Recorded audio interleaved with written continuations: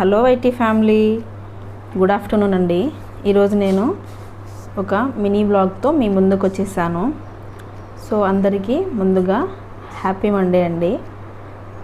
ఈరోజు వచ్చేసి నేను ఏమేమి చేస్తున్నాను, డే ఇన్ మై లైఫ్ నేను మీకు చూపించబోతున్నాను. ముందుగా వ్లాగ్లోకి వెళ్ళే ముందు ఎవరైనా నా ఛానల్ని ఫస్ట్గా చూస్తున్నట్టయితే ప్లీజ్ ఒక లైక్ ఇచ్చి సబ్స్క్రైబ్ చేసుకోవడం మాత్రం మర్చిపోవద్దండి. నచ్చితే నా ఛానల్ని ఫాలో అవ్వండి. సో ఈరోజు నేను లంచ్లోకి ఏమేమి కుక్ చేస్తున్నాను అనేది కూడా ఒక్కొక్కటిగా మీతో ఎక్స్ప్లెయిన్ చేస్తూ చూపిస్తాను. సో ముందుగా ఎండుమిర్చి పప్పు చేస్తున్నాను. సో ఈ పప్పుకు కావాల్సింది అన్నీ కూడా నేను ఎక్స్ప్లెయిన్ చేస్తూ మీకు చూపిస్తూ చెప్పేస్తాను.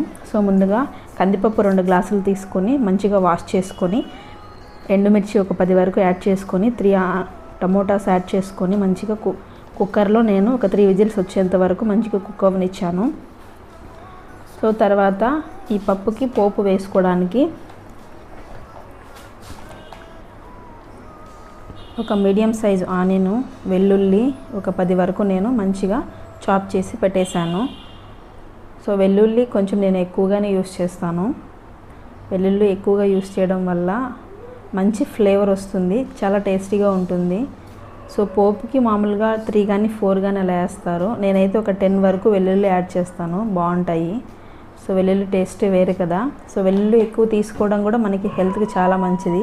పిల్లలకు కానీ పెద్దలకు కానీ చాలా వరకు బ్రీతింగ్ ప్రాబ్లం ఉన్న వాళ్ళకి చాలా వరకు క్లియర్ అయిపోతాయి అనేసి విన్నాను నేను కూడా. సో నేను వెల్లుల్లి క్వాంటిటీ అయితే కొంచెం ఎక్కువగానే వేస్తాను. ఈ లోపల మనకి పప్పు మంచిగా కుక్ అయిపోయింది. ఒక 3 నుంచి 4 విజిల్స్ వరకు పెట్టాను. సో తర్వాత ఈ వాటర్ అంతా వేరే బౌల్లోకి వంపేసుకొని ఈ పప్పుని నేను మంచిగా మెత్తగా మెదిపేసుకున్నాను.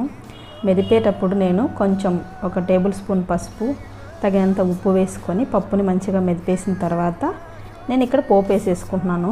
తగినంత ఆయిల్, పోపు దినుసులు, 2 ఎండుమిర్చి, 10 వెల్లుల్లి రేకులు, సో ఒక మీడియం సైజు ఆనియన్, కరివేపాకు ఒక గుప్పెడు ఫ్రెష్ కరివేపాకు ఇలా వేసుకుంటే బాగుంటుంది, చాలా బాగుంటుంది.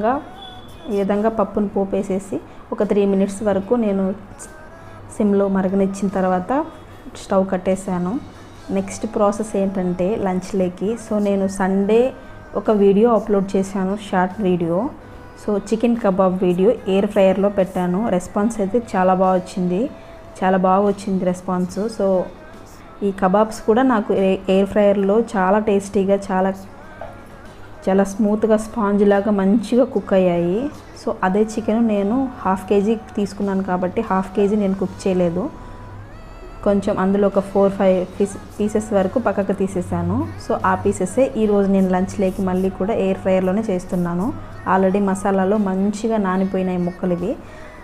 సో ఈ విధంగా పెట్టేసుకొని కొంచెం ఆయిల్ స్ప్రింకిల్ చేసుకొని నేను ఎయిర్ ఫ్రైయర్లో సేమ్ ఒక 15 మినిట్స్ 2 టైమ్స్ అలా సెట్ చేసుకొని 15 మినిట్స్కి 200 సెల్సియస్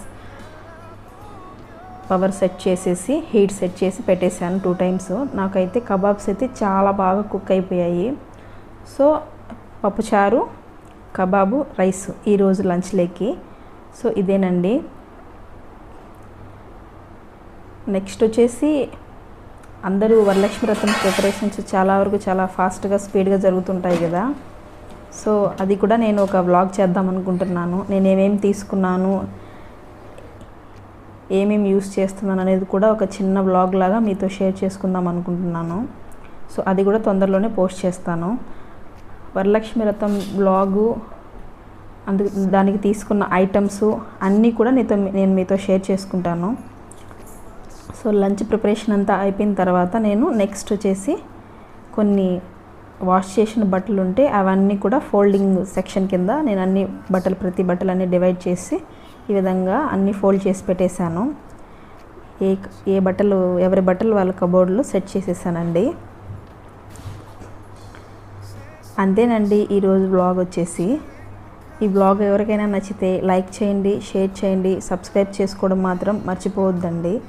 సో ఇంకొక వ్లాగ్తో నేను మళ్ళీ మీ ముందుకు వస్తాను. అంతవరకు బాయ్ అండి.